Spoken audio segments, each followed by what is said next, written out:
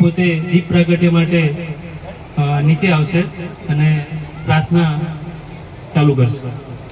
આપણે સૌ મનમાં આંખો બંધ કરીને પ્રાર્થના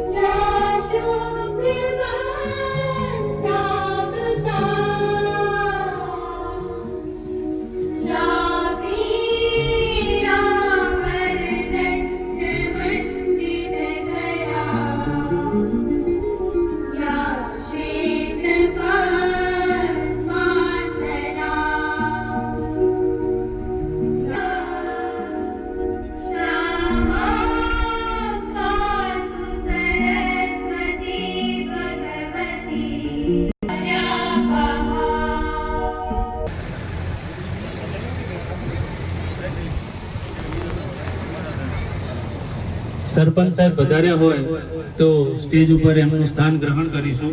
તો પ્રોગ્રામ આપણે ટૂંક સમયમાં જ ચાલુ કરીએ. પ્રજાપતિ જાગૃતિ વિકાસ સંગઠન ઉચપા, આનો હું ટૂંકમાં પરિચય આપું તો, અને ગામમાં શિક્ષણ પ્રત્યેની જાગૃતિનો વિકાસ થાય તે હેતુથી આપણે આ સંગઠનની રચના કરેલ છે. અને અવિરત આ 5મું વર્ષ છે કે જેમાં આપણે ઇનામ વિતરણનો પ્રોગ્રામ કરીએ છીએ, અને એ બદલ સમગ્ર પ્રજાપતિ જાગૃતિ વિકાસ સંગઠનની તમામ ટીમને ખૂબ ખૂબ હૃદયથી આવકારીએ છીએ.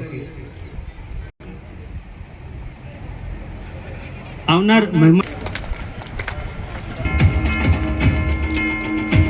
સાથે સરપંચ સાહેબ પણ જોડા.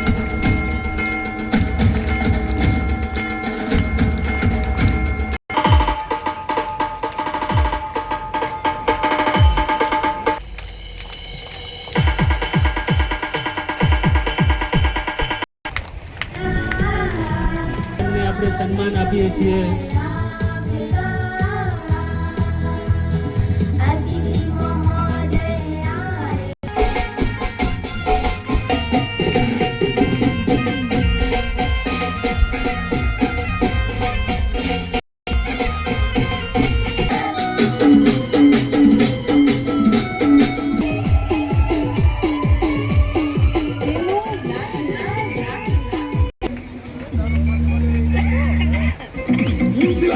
તાળીઓના ગડગડાટ સાથે વધાવી લઈશું.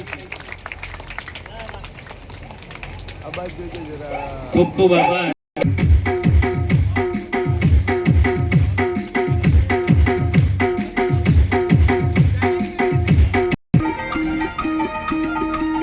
ત્યારબાદ જગસીભાઈ દેવરામભાઈ તથા ઈશ્વરભાઈ દેવરામભાઈ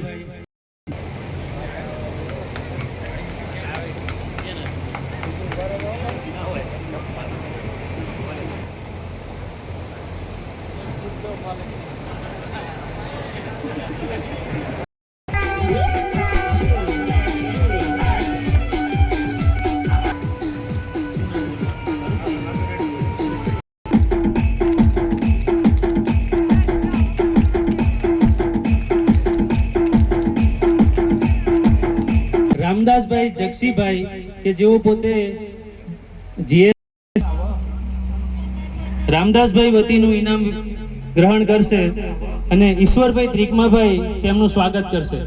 ઈશ્વરભાઈ ત્રિકમાભાઈ તો પોતે રામદાસભાઈના વતી સવજીભાઈનું સન્માન કરશે.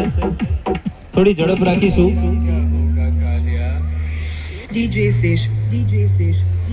शुरुआत तुमने की थी लेकिन माहौल अब हम बनाएंगे. વિક્રમભાઈ નાનજીભાઈ જેઓ પોલીસ તરીકે ફરજ બજાવે છે.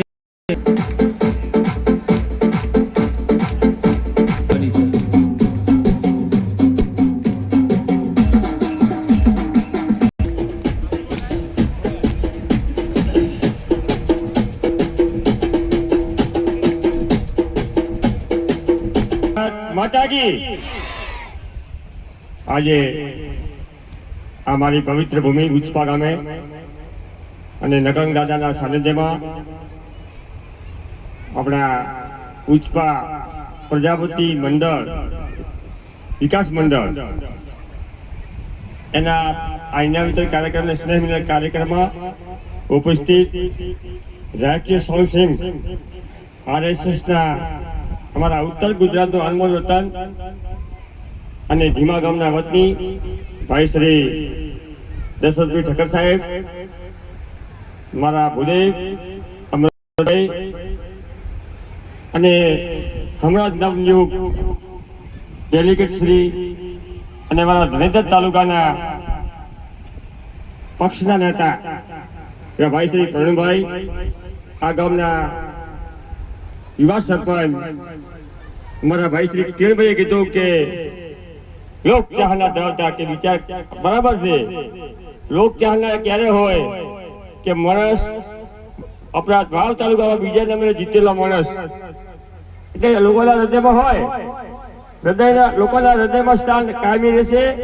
સારું કામ કરજો એવા અમારા ભાઈ શ્રી શંકરભાઈ, મારા નિરાજ પંથના મહારાજ શ્રી લાલજીભાઈ મહારાજ, મારા પ્રથમ પીસાઈ ગામનું ગૌરવ, મારા ચાર પગના પ્રજાતિ સમાજનું ગૌરવ અલમલ રોતા એવા ભાઈ શ્રી વિક્રમભાઈ, એવા ભાઈ શ્રી અમારા સીએ સાહેબ. સીએ એટલે શું, એના માટે એનો પરિચય તો ભાઈ શ્રી આપી શકે. અને મારા વડીલ મની કાકા, લક્ષીભાઈ મેડલિયા, સ્વામી બેઠેલા મારા વડીલો, આયોજક મિત્રો, ભગવતેશ્વર માતાઓ, નાના નાના ભૂલકાઓ, યુવાન દોસ્તો, આપ સર્વેને મારા વંદન પ્રણામ કરું છું. આપને અહીં દશરથભાઈ સાહેબ અમારા ગામની એકતા અને અખંડતા વર્ષોથી છે. સંસ્કાર અમારા લોહીમાં પડેલા છે કે સંસ્કાર જોવા હોય તો ઉચકો આપવું પડે. એટલે અમારા દરેક ગામમાં અમારા દરેક ગમે તે કોમના પ્રોગ્રામ હોય તો તમને એકતાના દર્શન થશે અને સંસ્કારના દર્શન થશે. વધારે તો વિશેષ શું કહેવાનું હોય, મારે મારા પ્રજાતિ સમાજને વિનંતી કરવી છે કે તમારા બાળકને તમે ભણાવતા નથી. ખૂબ દુર્ભાગ્ય છે. આજનો યુગ શિક્ષણનો યુગ છે, ટેકનોલોજી યુગ છે, મોબાઈલનો યુગ છે. આ 21મી સદીમાં જ્યારે વિશ્વ આખું હરણફાળ પડતું હોય, ભારત વિશ્વ ગુરુ બનતું હોય, ત્યારે મારે એટલું મારા સમાજને કહેવું છે કે તમારા છોકરો 10મું ભણે ને ખૂબ ભણ્યો, બસ મેડમ મેલી દે, બસ મારા છોકરો 10મું ભણ્યો, 12 ભણ્યો એટલે આગ તૂટી પડે. આજના જમાનામાં ગ્રેજ્યુએશન, ડબલ ગ્રેજ્યુએશન એટલું બધું ભણવું પડે, ત્યારે સીએ બનતો હોય, ત્યારે પીએસઆઈ બનતો હોય. અને મારે તો મારી પણ ઈચ્છા છે કે આ ગામમાંથી કોઈ આઈએસ બને, એવો વીરલો ભાગે કે 4 પગારનો મેળો ભાગે કે આઈપીએસ બને કે આઈએસ બને. એક ભાઈનું સપનું છે. માં ભગવતી આશાપુરાને પ્રાર્થના કરું કે મારા રતનને નામ નથી આપતો, એ ભાઈને ખૂબ સફળતા આપે એવી શુભકામના આપું છું. વિશેષ મારી દીકરીઓને બહેનોને કેવું છે કે દીકરી તમે જરૂર ભણજો, પણ આ મારા મોબાઈલના દુશ્મનથી દીકરીઓ તમે દૂર લીધું. મારી બહેનો તમને વિનંતી કરું છું કે જરૂર મોબાઈલનો ઉપયોગ કરો, શિક્ષણ માટે ઉપયોગ કરજો. અને વિદ્યાર્થી મિત્રો, આ મોબાઈલનો ઉપયોગ ગેમો રમવા માટે નહીં, મોબાઈલનો સદુપયોગ કરજો, શિક્ષણમાં સાથે જોડજો. હું જોડતો હોઉં છું, મને દુઃખ થતું હોય છે કે 9 વાગે 9:30 વાગતા હોય, પાર્ટીએ મારા છોકરા રખડતા હોય, 4 વાગે એટલે બસ સ્ટેન્ડ ઉપર રખડતા હોય, ગાયત્રી વિદ્યાલયના વિદ્યાર્થીઓ ગમે તે સ્કૂલના હોય. એવું ના ચાલે મિત્રો. શિક્ષણ આજનો યુગ માં સરસ્વતી સાધના કરશો, સરસ્વતી માતા સાધના વગર પ્રાપ્ત ન થાય. યોગ અને સરસ્વતી સાધના, જે સાધના કરી શકે એ શિક્ષણમાં સફળતા પ્રાપ્ત કરી શકે અને સર્વિસ લઈ શકે. એક ભણેલો વિદ્યાર્થી, ભણેલી વિદ્યાર્થીની એ આખા 2 કુળને તારે, દીકરી 2 કુળને તારે, એ રીતે શિક્ષણ એવું છે કે ભવિષ્ય ઉજળા કરવા માટે શિક્ષણ જરૂરી છે. બધાને આપ આયોજક મિત્રો મને બોલાયો, આપણા સમાજના દર્શન કરવાનો મોકો આપ્યો, તે બદલ આયોજક મિત્રોનો મારા ઉચપા ગામમાં ખૂબ ખૂબ આભાર માનું છું. અને વિશેષ આભાર માનું કે મારા દશરથભાઈ ઠક્કર સાહેબ જે RSS ના એટલા વ્યસ્ત પ્રોગ્રામમાં હોય, 108 પોતાના દશરથભાઈને જ્યાં કહેતા દશરથભાઈ હાજર હોય, એવા ભાઈ શ્રી દશરથભાઈને મારા ગામ વતી અને આજુબાજુ વતી આપનો ખૂબ આભાર માનું છું. આપ સર્વે લોકો ફરી આભાર માની આપણે મારી વાણીને વિરામ આપું છું. અસ્તુ ભારત માતા કી જય. ઉચપા ગામના શિક્ષણને નિમિત્ત બનાવીને જે બાળકોએ કંઈ ને કંઈ શ્રેષ્ઠ કામો કર્યા છે એને બિરદાવવા અને બીજા બાળકોને પણ એવું કરવાની પ્રેરણા આપી એવા આ કાર્યક્રમમાં ઉપસ્થિત મંચસ્થ સર્વે વડીલો મિત્રો, આ કાર્યક્રમને આમંત્રણને માન આપીને પધારેલા સર્વે યુવાઓ, વડીલો, માતાઓ, બહેનો અને બાળકો, સ્વાભાવિક રીતે જ શિક્ષણ છે એ અત્યારના સમયની તાતી જરૂરિયાત છે, પરંતુ સાથે સાથે શિક્ષણની સાથે સંસ્કાર પણ એટલા આવશ્યક છે એવું હું કહીશ. માત્ર શિક્ષણ આવી જશે પરંતુ સંસ્કાર જો છૂટી જશે તો ભણેલો ગણેલો ડોક્ટર બની જશે, એન્જિનિયર બની જશે, પણ સારો પુત્ર પેદા નહીં કરી શકીએ. સારી કોઈ વહુવારી પુત્ર વધુ આપણને નહીં પ્રાપ્ત થાય, સારી દીકરી પ્રાપ્ત નહીં થાય. એટલે શિક્ષણની સાથે સાથે સંસ્કાર પણ એટલા જ આવશ્યકતા છે. ડોક્ટર બાબા સાહેબ આંબેડકર એમણે બહુ સરસ વાત કહેલી છે કે શિક્ષણ છે એ શેરનીના દૂધ જેવું છે, જે પણ કોઈ પીશે ને એ દહાડશે, ત્રાડ નાખશે. એટલે શિક્ષણ જરૂરી જ છે. જે આપણા મનમાં અથવા આપણા જે ભાવિ સંતાનો છે એને જેમાં રસ પડે છે એવા કાર્યક્ષેત્રમાં અથવા એવા શિક્ષણના ક્ષેત્રમાં એને આગળ વધારવો જોઈએ. પરંતુ જે પ્રાથમિક આવશ્યકતા છે 10મું 12મું કોલેજ એ અત્યારે પાયાની જરૂરિયાત છે, એવું શિક્ષણ તો દરેકે લેવું જોઈએ. સારી ખેતી કેમ કરવી જોઈએ એ માટે પણ શિક્ષણ જરૂરી છે. સારી મજૂરી કેવી રીતે થઈ શકે એના માટે પણ શિક્ષણ જરૂરી છે. બીજાના સાથેનો આપણો વ્યવહાર કેવો રહે એના માટે પણ શિક્ષણ જરૂરી છે. તો શિક્ષણની આવશ્યકતા છે જ, પરંતુ સાથે સાથે સંસ્કાર પણ એટલા જ આવશ્યકતા છે. એટલે હું બાળકોની સાથે સાથે અહીંયા બેઠેલા દરેક વર્ગને, એટલે જેટલી બાળકની ફરજ છે એનાથી પણ મોટી ફરજ અહીંયા બેઠેલા મોટા લોકોની છે, તો એવા બધાને લાગુ પડે એવી થોડીક કેટલીક વાતો અહીંયા કરવા આવ્યો છું ને એ વાતો કહેવાનો છું.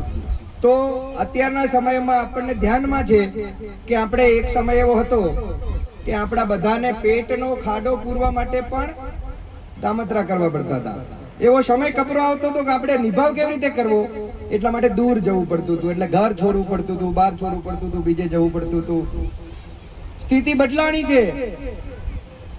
માં નર્મદાની મહેરબાની થઈ, ધરણીધર દાદાએ કૃપા કરી, સમગ્ર વિસ્તાર ઉપર આપણને ખેતીમાં આબાદી આવી, પાણી મળ્યું, મહેનત અને જમીન તો આપણી જોડે હતી જ, તો એના થકી આપણે શ્રેષ્ઠ અને સારી ખેતીમાંથી સારું ઉત્પાદન પણ મેળવ્યું છે અને સારા એવા આર્થિક સ્થિતિમાં પણ આપણે મજબૂત બન્યા છીએ.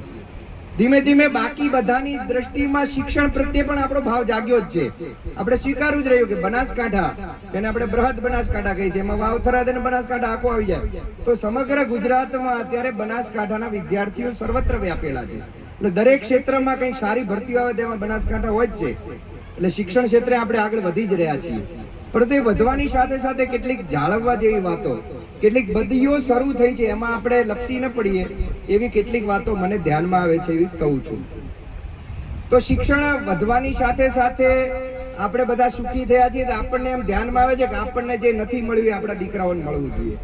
એ લોકો શિક્ષણમાં આગળ વધવા જોઈએ, એને બધી સુખ સગવડ મળવી જોઈએ. એના કારણે આપણે આર્થિક પૈસા પણ એની પાછળ વાપરીએ છીએ, પરંતુ એની સાથે સાથે એ પરિવારનો વ્યક્તિ અથવા આપણો દીકરો કે દીકરી શું કરે છે એની પણ આપણે ખબર રાખવાની આવશ્યકતા છે. યુવાન અવસ્થા થયા પછી એ દીકરો હોય કે દીકરી એ ગમે ત્યારે લપસી જવાની શક્યતાઓ રહેલી છે. એ સંગતના કારણે, દોસ્તીના કારણે, મોબાઈલના કારણે, યુગનું આજુબાજુનું વાતાવરણ પલટાઈ રહ્યું છે એના કારણે પણ એ એમાં લપસી જાય છે, એમાં આવી જાય છે, એના દેખાદેખીમાં ફસાઈ જાય છે. તો એના માટે શું કરવું જોઈએ? તો એના માટે જરૂરી છે પરિવારે સાથે બેસવું પડશે. આપણે બધા કમાવા તો શીખી ગયા, પરંતુ સાથે ક્યારે બેસીએ છીએ તો એ ખૂબ ઓછું થતું જાય છે. તો અઠવાડિયામાં એકાદ દિવસ ઘરના બધા જ સભ્યો સાથે બેસવું જોઈએ. જે પણ ઈષ્ટ દેવી દેવતાને માનીએ છીએ એની સ્તુતિ કરવી જોઈએ.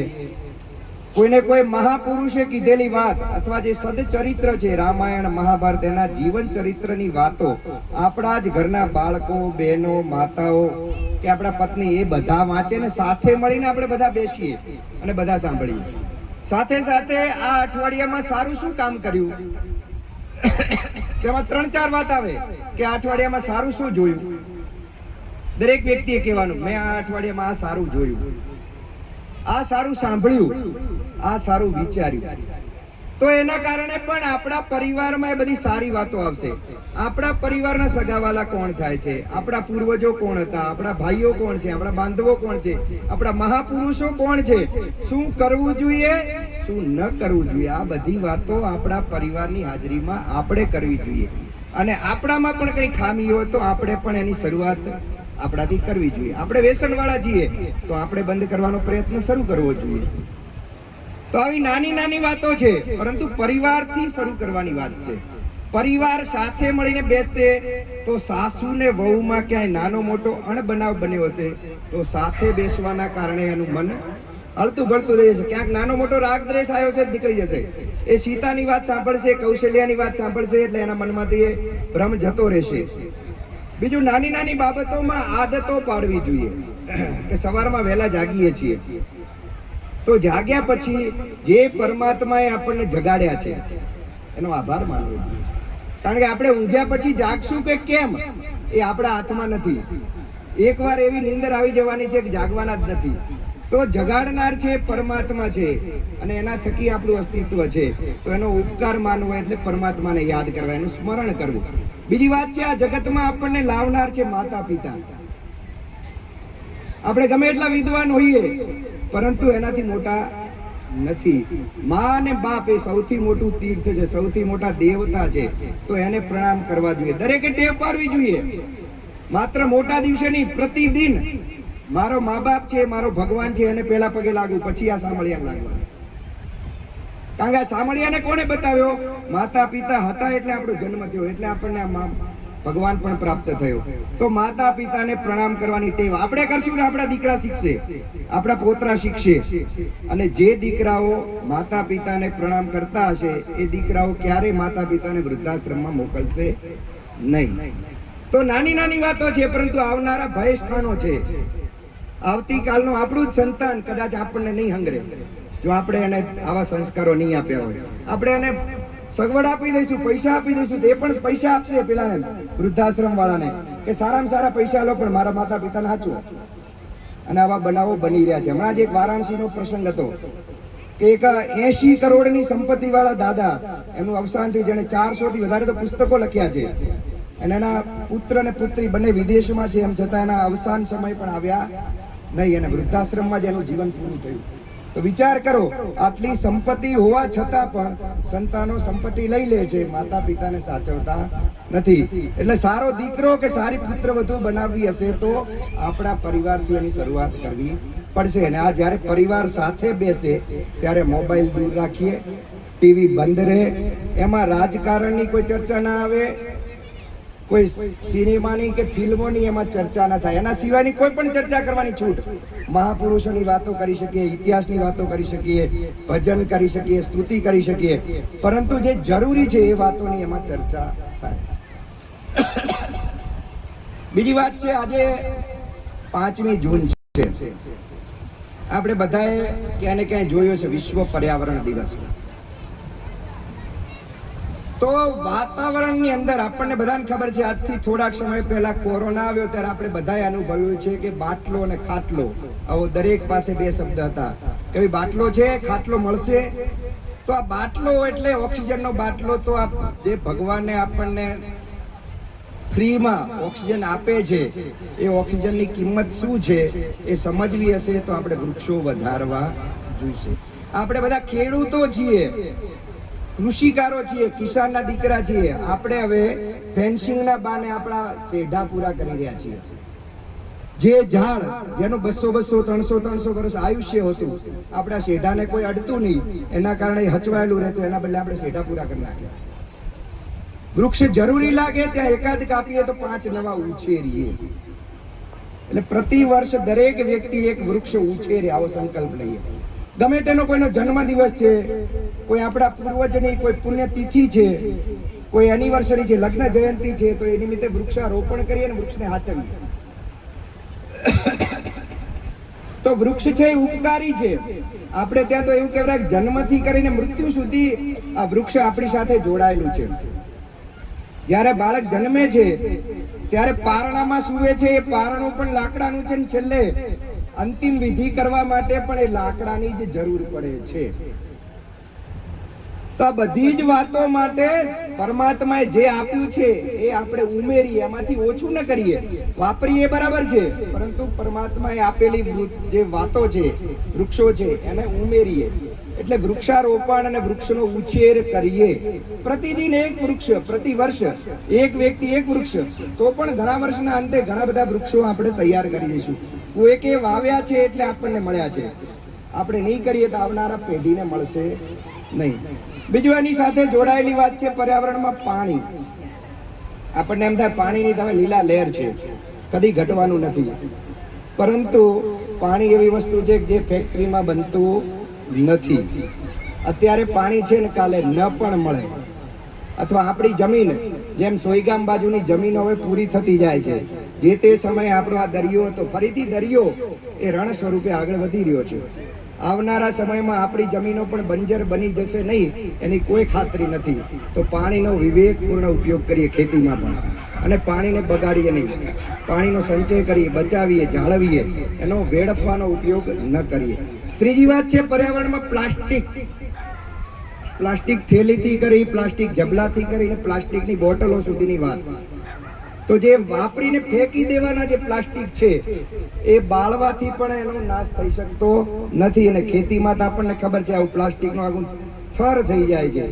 તો આવા જબલાઓ બંધ કરવા જોઈએ. આપણાથી શરૂઆત કરવી જોઈએ કે આપણા બાપ દાદાઓ થેલી લઈને જતા કપડાની, આપણે પણ આવી થેલીનો ઉપયોગ કરીશું. ખરીદી કરવા જઈશું, થેલીમાં શાક લેવા જઈશું, અને એના એ જબલા પછી આપણે ફેંકીએ એટલે ગાયો મોઢામાં ખાય. ગાયોના પેટમાંથી કેટલું પ્લાસ્ટિક નીકળે. આવા બધા પ્રસંગો આપણે વાંચીએ છીએ, સમજીએ છીએ. તો આપણાથી શરૂઆત કરીએ. હું કરીશ, બીજા કોઈ નહીં કરે તો કંઈ નહીં. આવું શરૂઆત કરીશું તો પણ મોટું પરિણામ આપણે લાવી શકીશું. તો પર્યાવરણની દ્રષ્ટિની વાત થઈ, પરિવારે સાથે બેસવાની વાત થઈ. ત્રીજી વાત છે સમરસતા. સમરસતા એટલે બધાની સાથે હળી મળીને રહેવું. જેમ એમણે કીધું ને અમારું ગામ આવા પ્રકારનું છે, તો બધા સાથેનો આપણો સ્નેહ હોય. બધી જ્ઞાતિથી ઉપર ઉઠીને આપણે સનાતની છીએ, ભારતીય છીએ, હિન્દુસ્તાની છીએ, પછી આપણે કોઈને કોઈ જ્ઞાતિના સભ્ય છીએ. તો આપણે આ ગામના નાગરિક છીએ, તો આપણી શું ફરજ છે? મારી ગામનો નાનામાં નાનો વ્યક્તિ પણ દુઃખી ન રહેવો જોઈએ. એને 2 ટાઈમનો રોટલો મળવો જોઈએ. એ સુખી થાય એના માટે મારે ચિંતા કરવી જોઈએ. અને એના માટે હું બધાના ઘરે જઈ શકું, બધા મારા ઘરે આવી શકે. એટલે જે જ્ઞાતિ જાતિને લઈને કોઈ ભેદભાવ એ આપણા મનમાં રહેવો જોઈએ નહીં. આપણા છે બધા, બધામાં પરમાત્મા છે, એના કારણે જ એનું અસ્તિત્વ છે. આપણે ત્યાં એમ કહેવાય છે કે દરેકમાં બ્રહ્મ છે, અને બ્રહ્મ થકી જ હું બોલી રહ્યો છું, તમે સાંભળી રહ્યા છીએ. કોઈ એકાદનો બ્રહ્મ પણ એમાંથી દૂર થઈ જાય તો એ પછી ડેડ બોડી બની જાય છે. તો બધામાં બ્રહ્મ છે, તો પછી ભેદ શાનો? રામે ભેદ નથી કર્યો, કૃષ્ણએ નથી કર્યો, તો આપણે કોણ? તો બધાને સાથે મળીને રાખીએ, બધા ના બનીને રહીએ. એટલે બધા સાથે પ્રેમપૂર્વકનું વર્તન. આપણા કારણે કોઈનું દિલ ન દુભાવવું જોઈએ. સમજતા. ચોથી વાત છે, આપણે આ દેશના નાગરિક છીએ, તો આપણે કેટલીક વાતો હક તરીકે તો લઈએ જ છીએ, પરંતુ આપણી પણ કેટલીક ફરજો છે, ફરજોને અદા કરીએ. તો એ ફરજો નાની નાની છે. આપણને એમ લાગે એમાં શું વાંધો, એ તોડીએ તો, પરંતુ એ પાલન કરીએ તો એના કારણે બહુ મોટો ફેરફાર થાય એમ છે. ધારો કે આપણે 2 વ્હીલર ચલાવીએ છીએ તો હેલ્મેટ પહેરીએ, ગાડી ચલાવીએ છીએ તો સીટ બેલ્ટ બાંધીએ, ગમે ત્યાં સર્કલ આવે છે તો સર્કલના ટ્રાફિકના નિયમોનું પાલન કરીએ, 2 થી વધારે લોકો સવારીમાં ન બેસીએ. તો આવી નાની નાની વાતો છે. ગમે તે જાહેર જગ્યા છે એને ગંદુ ન કરીએ. હમણાં જ આપણે જય બોલી, ભારત માતા કી જય. તો હું અહીંયાથી પ્રશ્ન કરું કે આપણે ભારત માતા કી જય બોલીએ છીએ કે માનીએ છીએ?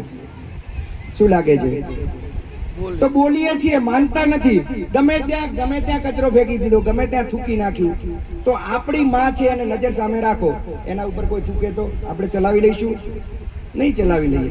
મારી માં ઉપર કોઈ કોગળા કરે તો, કોલસા નાખે તો, ગમે તેવી પાનની પિચકારી ફેંકે તો હું તરત તમને પકડું, ભાઈ મારી માને કેમ આવી ગંદી કરો છો?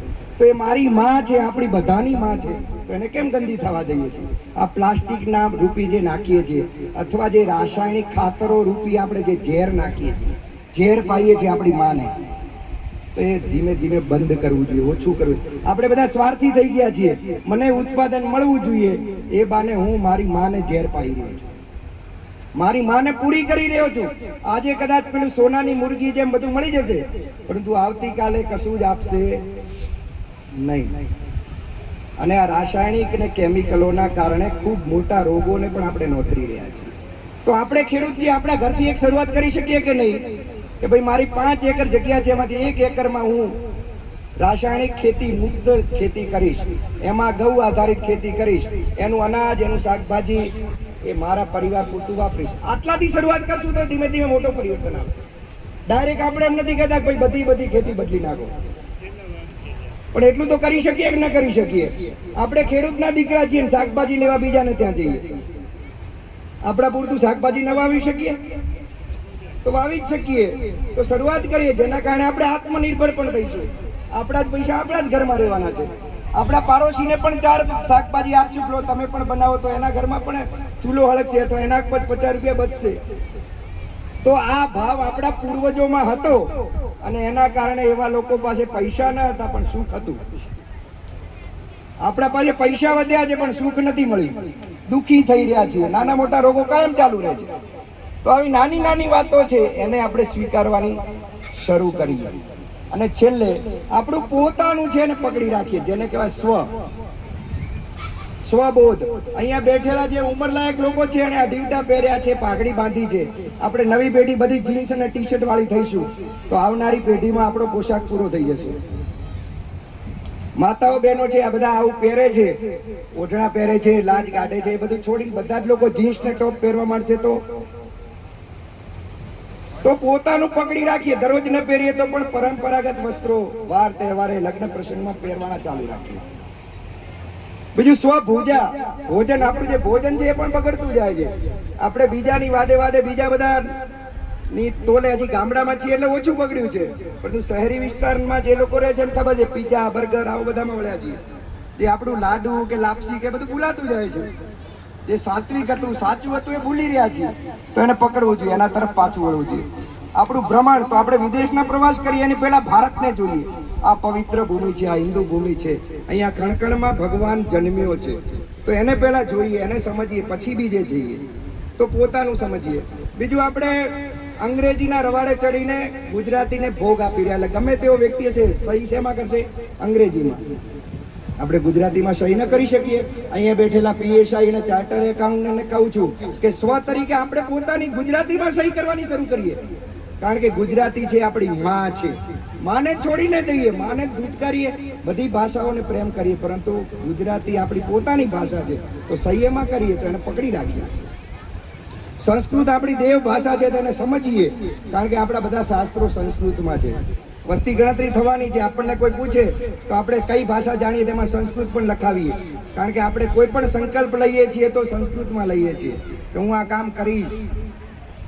આપણા પંડિતજી છે, લગ્ન પ્રસંગ જે પણ કંઈ કરાવે તો સંસ્કૃતમાં કરાવે છે. તો એવો નાનકડો ગાયત્રી મંત્ર કે ઓમ ભૂર્ભુવઃ ભુવસ્વથી શરૂઆત કરીને ઓમ ત્ર્યંબકમ બધું આપણને આવડે જ છે. તો 5 સંસ્કૃતના મંત્ર આવડે તો સંસ્કૃતને આપણે જાણીએ જ છીએ. તો સંસ્કૃત એ આપણી દેવ ભાષા છે ને, એના કારણે જ દુનિયા ટકી છે. પરમ કોમ્પ્યુટર છે, એમાં ઇંગ્લિશ કામયાબ નથી, પરંતુ સંસ્કૃત કામયાબ છે. તો આવી સ્વની કેટલીક વાતો છે. સ્વભૂષા, સ્વભોજન, સ્વભ્રમણ, સ્વભવન. આપણું મકાન બનાવીએ તો પણ કેવું બનાવીએ? તો કોઈ વીઆઈપી હોટલ જેવું ન બનાવીએ. એમાં શુભ લાભની નિશાની હોય, તુલસી ક્યારો હોય, દેવાલય હોય, ભગવાનનું ઘર હોય, કોઈ દેવી દેવતાનો ફોટો લગાવેલો હોય, જેના કારણે લાગે કે આ કોઈ પવિત્ર સ્થાન છે, અથવા કોઈ હિન્દુ સમાજના કોઈ સનાતનીનું ઘર છે, તો આવું દેખાય એવા પ્રકારનું આપણું ભવન હોવું જોઈએ. આવી ઘણી બધી વાતો છે. તો આવી નાની નાની વાતો આપણાથી શરૂઆત કરીએ, આપણી પેઢીને અને એ તરફ પ્રેરીએ, અને એને ભણવા તરફ આગળ લઈ જઈએ, અને જેમાં રસ છે એમાં આગળ લઈ જઈએ. તો એના આધારે આપણી ભાવિ પેઢી પણ સારી બનશે, આપણે પોતે પણ સારા થઈશું, આપણું ગામ સારું બનશે. એના માટે અહીંયા બેઠેલા યુવાઓ પોતે ચિંતા કરે કે ભાઈ મારા ગામમાં હું શું કરી શકું. એ માટે આ યુવાઓએ ઓછામાં ઓછું અઠવાડિયામાં એકવાર, 15 દિવસમાં એકવાર પોતાના ગામ માટે ભેગું થવું પડશે. અહીંયા જેમ ભેગા થયા છે ને એમ 15 દિવસે અઠવાડિયે એકવાર મારા ગામની ચિંતા કરવા માટે હું ભેગો થઈશ. અને પછી ગામની ચિંતા કરો. વગર પૈસે થઈ શકે એવા ગામની ચિંતા કરવાની. ગામમાં ક્યાં ક્યાં જરૂર છે એવા 5 વૃક્ષો વાવો. ગામમાં કોની ફી નથી ભરાતી જેના કારણે એનું બાળક પરીક્ષા નથી આપી શકતું, એની ચિંતા આખું ગામ કરે. આ પ્રકારની પદ્ધતિ આપણે ત્યાં પહેલા હતી જ, પરંતુ ફરીથી આપણે એને યાદ કરવી પડશે. દરેક વ્યક્તિ પોતાના ગામની ચિંતા કરશે તો આખા દેશની ચિંતા ઓટોમેટિક થશે. તો આપણું ગામ શ્રેષ્ઠ ગામ બને, શ્રેષ્ઠ સમાજ બને. એના માટે આપણે બધાની ફરજ છે, માતાઓ બહેનોથી કરીને બુજુર્ગો સુધીના બધા લોકો સાથે મળીને કરશે તો આ બધા કામો થઈ શકશે. અને એના કારણે જ આપણી આવનારી પેઢી સારી થશે. અને આપણે જેવું કરવા માંગીએ છીએ વિશ્વગુરુ ભારત તરફ આપણે બધા આગળ વધીશું. સમગ્ર વિશ્વને પણ લાગી રહ્યું છે ભારત જ અમારું માર્ગદર્શન કરશે. તો ભારત બધાનું માર્ગદર્શન કરે એના માટે ભારતે તો પહેલા ઠીક બનવું જ પડે. અને ભારતે ઠીક બનવું હોય તો આપણે બધાએ પોતાના ઘરથી કરીને પોતાના ગામ સુધીનાને સારા બનાવવા માટે પ્રયત્ન કરવો રહ્યો. એ માટે આપણે બધા સંકલ્પ લઈએ, ભારત માતા કી જય બોલીએ નહીં પરંતુ એને માનતા થઈએ, એના માટેની ચિંતા કરીએ. ક્યાંય પણ ગંદકી ન થાય એના માટે આપણે બધાના મનમાં એવો ભાવ રહ્યો છે કે મારી માને ગંદી નહીં થવા દો. આ ભાવ રહેશે તો વાસ્તવમાં આપણે ભારત માતાના સંતાનો રહીશું. કંઈક સારા કર્મો કર્યા છે એટલે આપણને માનવ દેહ મળ્યો છે, એમાંય ભારતમાં દેહ મળ્યો છે એટલે કંઈક એના કરતાં પણ વધારે પુણ્યો મળ્યા છે. તે બધા પુણ્યો મળ્યા છે તો આપણે માનવ દેહને બરાબર રીતે સમજી જાણી અને એ પરમાત્માએ જે જીવન આપ્યું છે એને સારી રીતે જીવી અને બીજાને ઉપયોગી થઈએ. આ બધું થશે તો આપણને એમાંથી કંઈ ને કંઈ સારું પ્રાપ્ત થશે. ધરણીધર ભગવાન આપણી બધાની સૌની મનોકામના પૂર્ણ કરે.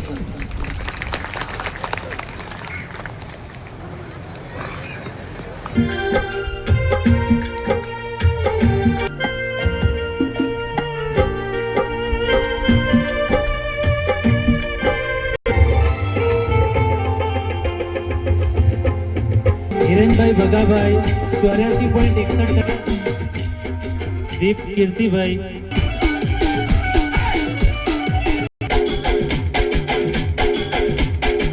મેહુલભાઈ ઠાકર 12 કોમર્સ માટે જેમ દશરથભાઈએ વાત કરી એમ છે તો દિનેશભાઈ કરશનભાઈ, મિત્તલબેન વિહાભાઈ, મિત્તલબેને 82, એના પછી ધોરણ 11 આર્ટ્સ, ધોરણ 11 આર્ટ્સમાં તૃતીય નંબર પ્રાપ્ત કરેલ છે અને એમને ઇનામ આપી અને પ્રોત્સાહિત કરશે વસરામભાઈ કે કલ્પેશભાઈ ઠાકરસિંહભાઈ નાનજીભાઈ, એમણે 90% પ્રાપ્ત કરેલ છે. તેઓ પણ તૈયાર. બેન દેવાભાઈ ધોરણ 10માં 89% પ્રાપ્ત કરેલ. ધોરણ 10માં 89% પ્રાપ્ત કર્યા છે. પ્રથમ નંબર પ્રાપ્ત કરેલ છે. ભૂમિકા બેને પેલો છે. આપણે એ ફાળની યાદી પણ રજૂ કરવાની લિસ્ટ જાહેર કરશે અને એ દાતાઓ આજના ઇનામ વિતરણ કાર્યક્રમમાં જે દાતાઓએ ઉદાર હાથે ફાળો આપ્યો છે તેમને સૌને ખૂબ ખૂબ ધન્યવાદ છે. ધોરણ 10 અને 12 ના વિદ્યાર્થીઓને ઇનામના દાતા છે પીએસઆઈ વિક્રમભાઈ મગનભાઈ પ્રજાપતિ, 1500 રૂપિયા અમીરભાઈ કેરણાભાઈ પ્રજાપતિ, 1100 રૂપિયા અમૃતભાઈ ડામરાભાઈ, 1100 રૂપિયા દલાભાઈ શંકરભાઈ, 1000 રૂપિયા કુંભાભાઈ દોનાભાઈ, 1100 રૂપિયા સુરેશભાઈ કરશનભાઈ મિલન મંડપ, 1100 રૂપિયા સૌજીભાઈ જક્ષીભાઈ, 1000 રૂપિયા હસમુખભાઈ ધનરાજભાઈ, 1000 રૂપિયા ડોમરાભાઈ નારાયણાભાઈ, 500 રૂપિયા ભૂરાભાઈ લક્ષ્મણભાઈ રાધે કરિયાણા, 500 રૂપિયા પિન્ટુભાઈ ઈશ્વરભાઈ, 500 રૂપિયા ભરતભાઈ શંકરભાઈ દેવરાજભાઈ, 1100 રૂપિયા ભરતભાઈ શંકરભાઈ દરગાભાઈ, 1000 રૂપિયા ડાયાભાઈ દેવાભાઈ, 200 રૂપિયા રામાભાઈ ભીખાભાઈ, 500 રૂપિયા રાણાભાઈ ચહેરાભાઈ સાંગરા, 500 રૂપિયા ભારુભાઈ કરશનભાઈ, 500 રૂપિયા વિક્રમભાઈ નાનજીભાઈ પોલીસ કોન્સ્ટેબલ તરફથી મળ્યા છે, 1100 રૂપિયા ધીરજભાઈ સગરામભાઈ, 1100 રૂપિયા સુરેશભાઈ નાગજીભાઈ ધરણીધર મોલ, 500 રૂપિયા દિનેશભાઈ હીરાભાઈ રાધે કરિયાણા સ્ટોર્સ, 500 રૂપિયા સુરેશભાઈ કરશનભાઈ જાણદિયા ધરતી નાસ્તા હાઉસ તરફથી મળ્યા છે. તમામ દાતાઓને ખૂબ ખૂબ ધન્યવાદ છે. આ ઉપરાંત 2100 રૂપિયા પ્રવીણભાઈ લાલાભાઈ ડેલિકેટ શ્રી તરફથી મળ્યા છે. 200 રૂપિયા કમાભાઈ ભીખાભાઈ જાણદિયા, 500 રૂપિયા વાલાભાઈ પીરાભાઈ, 500 રૂપિયા સુરેશભાઈ શિવાભાઈ નકળંગ સ્ટુડિયો, 500 રૂપિયા દશરથભાઈ માધાભાઈ જાણદિયા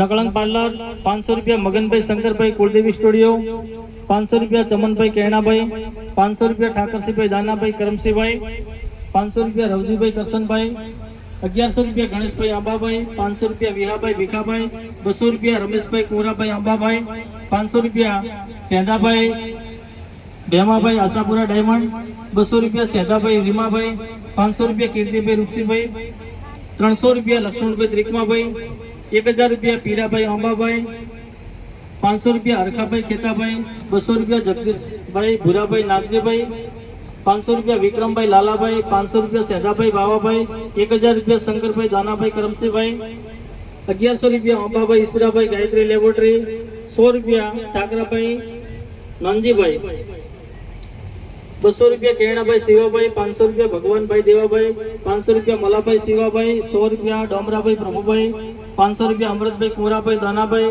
100 રૂપિયા રામ ભરોસે આવ્યા છે. 1100 રૂપિયા સુરેશભાઈ મંજીભાઈ અણદાભાઈ, 100 રૂપિયા વસરામભાઈ ખેમાભાઈ વનાભાઈ, 2100 રૂપિયા ગિરીશભાઈ રૂપાભાઈ વિશ્વાસ જ્વેલર્સ, 100 રૂપિયા દિનેશભાઈ ઈશ્વરભાઈ કાજાભાઈ, 200 રૂપિયા રમેશભાઈ નાગજીભાઈ, 500 રૂપિયા પરેશભાઈ ધનરાજભાઈ, 1000 રૂપિયા શૈલેષભાઈ મંજીભાઈ હાલ નવસારી. દરેક બાળકને બોલપેનના દાતા છે કુંભાભાઈ હીરાભાઈ ગોપી રેસ્ટોરન્ટ, પુષ્પગુચ્છના દાતા છે મુકેશભાઈ રવજીભાઈ આશાપુરા કટલરી. તો આ તમામ દાતાઓને ખરેખર ખૂબ ખૂબ ધન્યવાદ છે. આ તમામ દાતાઓનો ખૂબ ખૂબ હજી પણ લખવાનું ચાલુ છે. 1000 રૂપિયા સરપંચ શ્રી શંકરભાઈ દાનાભાઈ તરફથી મળે છે રોકડા. ખૂબ ખૂબ ધન્યવાદ સરપંચ શ્રી. જે ઇનામ વિતરણનો સમારોહ હતો ત્યારબાદ આપણે હવે પ્રાથમિક કક્ષાએ ધોરણ 3 થી 8 માં વિદ્યાર્થીઓ પ્રથમ દ્વિતીય અને તૃતીય નંબર પ્રાપ્ત કર્યા છે. એના સિવાય પણ અત્યારે રાજ્ય સરકાર અને કેન્દ્ર સરકાર દ્વારા વિવિધ પરીક્ષાઓ લેવામાં આવે છે અને આ પરીક્ષાઓ જે વિદ્યાર્થીઓ પાસ કરી છે એવા વિદ્યાર્થીઓ જે તરત અભ્યાસ કરતા હોય ઉચ્ચપા પ્રાથમિક શાળામાં, વીરગોચર પ્રાથમિક શાળામાં કે શ્રીજીનગરમાં અભ્યાસ કરતા હોય તો આ વિદ્યાર્થીઓનો આપણે સિલેક્ટ કરી અને આ વિદ્યાર્થીઓના નામ હું બોલું તો આ વિદ્યાર્થીઓ આગળ આવી જશે. આ વિદ્યાર્થીઓએ CET ની પરીક્ષા જે ધોરણ 5 માં આપવાની હોય છે અને આ પરીક્ષા પાસ કરે અને મેરિટમાં હવે વિદ્યાર્થી ગુજરાતની જે નિવાસી શાળાઓ છે એ શાળામાં અભ્યાસ માટે એમને એડમિશન મળતું હોય છે. એના સિવાય જ્ઞાન સાધનાની પરીક્ષા ધોરણ 8 માં આવે છે. એમાં પણ જે વિદ્યાર્થીઓએ મેરિટમાં સ્થાન મેળવ્યું છે અને NMMS ની પરીક્ષા એમાં પણ જેમણે મેરિટમાં સ્થાન મેળવ્યું છે. આ 3 પરીક્ષાઓના જે વિદ્યાર્થીઓ છે એ વિદ્યાર્થીઓનું યાદી હું રજૂ કરું છું. એ વિદ્યાર્થીઓ 15 વિદ્યાર્થીઓ અત્યારે આવી જશે અને એના પછી દાતાઓનું યાદી જાહેર કરું. દાતાઓ આવી જશે અને ત્યારબાદ એમને આ ફોલ્ડર ફાઇલ આપીને એમને સન્માનિત કરશે. તો અંજલિબેન સુરેશભાઈ વીરગોચર પ્રાથમિક શાળા CET ની પરીક્ષામાં એમણે સ્થાન પ્રાપ્ત કરેલું છે. તો અંજલિ વિદ્યાર્થીઓને આપણે ફોલ્ડર ફાઇલ આપી અને સન્માનિત કરવાના છે. તો હું જે દાતાઓના નામ બોલું એ દાતા વિપુલભાઈ નોંજીભાઈ, ભાઈ સુરેશભાઈ શિવાભાઈ, આપણે પ્રિન્સ ભરત પીટીમાં સ્થાન પ્રાપ્ત કરેલ છે. તો પ્રિન્સ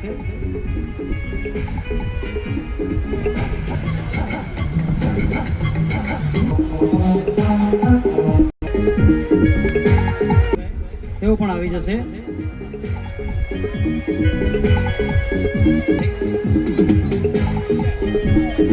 સાયન્સમાં ઇનામ વિતરણ થયું. એમાં દીપિકાબેન નથી પણ મનોજભાઈ છે.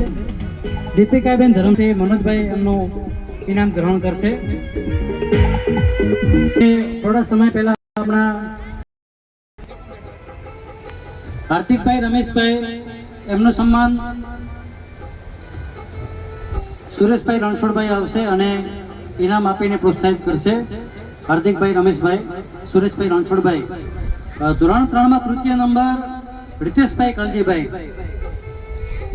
રિતેશભાઈ કલજીભાઈ ઉચ્ચ પ્રાથમિક શાળા, અને તેમને હરખાભાઈ ખેતાભાઈ આવે અને ઇનામ આપીને પ્રોત્સાહિત કરશે. રિતેશ હાજર ન હોય તો એમના કુટુંબમાંથી કોઈ પણ વ્યક્તિ આવી અને ઇનામ ગ્રહણ કરશે. રિતેશભાઈ કલજીભાઈ. એના પછી ધોરણ 4ના વિદ્યાર્થીઓને આપણે લિસ્ટ લઈએ. ધોરણ 4માં પ્રજાપતિ નેન્સીબેન ભરતભાઈ થરાદ. દ્વિતીય number રિશાન Amratbhai, MSD school Tharad. તૃતીય નંબર શ્રદ્ધાબેન મગનભાઈ, શ્રીજીનગર પ્રાથમિક શાળા. તો નેન્સીબેનનું સન્માન ગિરીશભાઈ રાજાભાઈ કરશે, ઇનામ આપી અને પ્રોત્સાહિત કરશે. ગિરીશભાઈ રાજાભાઈ. પછી રમાભાઈ ભીખાભાઈ, બસરામભાઈ નાગજીભાઈ, એના પછી તૈયાર રહેશે. પ્રથમ નંબર નેન્સીબેન ભરતભાઈ. નેન્સીબેન.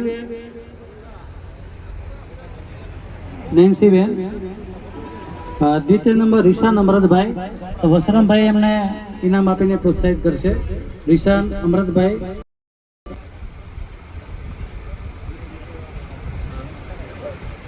શ્રદ્ધાબેન મગનભાઈ આવી અને એમનું તેમના માટે આપીને પ્રોત્સાહિત કરશે ભગવાનભાઈ દેવાભાઈ.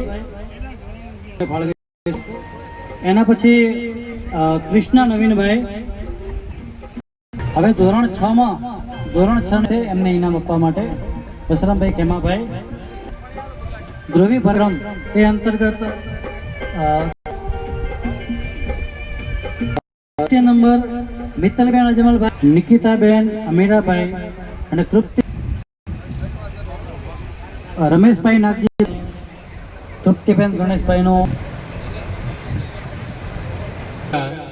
પેન અને પેન્સિલ ભેટ સ્વરૂપે આપવામાં આવે છે. એટલે તમામ બાળકો અહીંયા બેસજો, જે બેસશે અને પેનનું ભેટ સ્વરૂપે મળશે. અને તેમના દાતા છે ગોપી રેસ્ટોરન્ટ કુંભાભાઈ. અલ્પેશભાઈને હું વિનંતી કરીશ કે પોતે 2 શબ્દો કહેશે કે તેમને ચાર્ટર્ડ એકાઉન્ટન્ટ તરીકેની જે પદવી મેળવી એમાં કેવો સંઘર્ષ અને તેમની સમગ્ર જીવનગાથા કેવી રહી, એમનો સપોર્ટ કોનો મળ્યો એ વિશે થોડીક એમની ચર્ચા કરીશું. તો અલ્પેશભાઈને કહીશું કે તે 2 શબ્દો કહેશે. અને ખાસ મિત્રો, નાના બાળકો જે ભૂલકાઓ અહીંયા બેઠા છે અને જે સપનાઓ સેવી રહ્યા છે કંઈક અધિકારી બનવાના, તો અલ્પેશભાઈના 2 શબ્દો સાંભળજો. જો એમાંથી થોડા ઘણા મગજમાં ઉતરી ગયા તો તમે પણ આ રીતે સન્માનને પાત્ર થશો અને તમારા ઘરનું, ગામનું અને પરિવારનું નામ રોશન કરશો. માતાજી, અહીં ઉપસ્થિત સર્વ મંચસ્થ મહાનુભાવો, સમાજના આગેવાનો, વડીલો અને તેમજ મારા યુવાન મિત્રો, આજના સન્માન બદલ હું હૃદયપૂર્વક મારો આભાર વ્યક્ત કરું છું.